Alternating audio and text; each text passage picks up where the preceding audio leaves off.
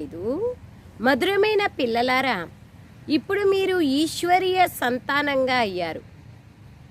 మీలో ఎటువంటి అసురీ గుణము ఉండకూడదు. మీ ఉన్నతిని చేసుకోవాలి, పొరపాటు చేయకూడదు.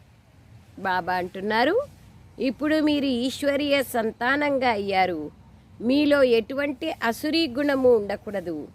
మీ ఉన్నతిని చేసుకోవాలి, పొరపాటు చేయకూడదు. పొరపాటు చేస్తూ ఉంటే ఉన్నతి కాదు. ప్రశ్న: సంగమయుగ బ్రాహ్మణ పిల్లలైన మీకు ఏ నిశ్చయము మరియు నశ ఉంటుంది? జవాబు: మనం ఈశ్వరీయ సాంప్రదాయానికి చెందిన వారము. మనము స్వర్గవాసులుగా, విశ్వాధిపతులుగా అవుతున్నాము. సంగమ యుగంలో మనం బదిలీ అవుతున్నాము, పరివర్తన అవుతున్నాము. అసురీ సంతానం నుండి ఈశ్వరీయ సంతానంగా అయ్యి 21 జన్మల కోసం స్వర్గవాసీలుగా అవుతాము. ఇంతకన్నా గొప్ప విషయం ఇంకేదీ ఉండదు. ఈ నిశ్చయము మరియు నశ పిల్లలైన మీలో ఉంది. సంగమయుగ పిల్లల్లో ఏ నిశ్చయము నశ ఉంది అంటే, మేము 21 జన్మలకు స్వర్గవాసీలుగా అవుతాము. మరియు ఇంతకన్నా గొప్ప విషయం ఏముంటుంది? ఈశ్వరీయ సంతానంగా అవుతాము, అర్ధకల్పం కోసం అవుతాము అనేది నిశ్చయము నశ ఉంటుంది.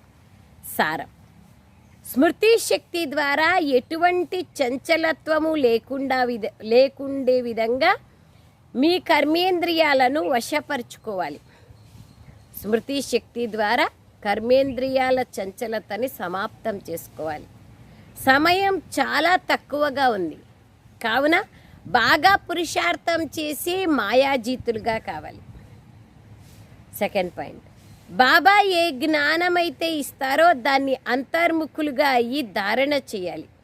ఎప్పుడూ పరస్పరం ఉప్పు నీళ్ళులాగా అవ్వకూడదు. బాబాకు మీ క్షేమ సమాచారాలని తప్పకుండా అందించాలి. వరదానం: కళ్యాణకారి వృత్తి ద్వారా సేవ చేసే సర్వాత్మల ఆశీర్వాదాలకు అధికారిగా కండి. స్లోగన్: సాధనాల ఆకర్షణ సాధనను ఖండితం చేయకూడదు.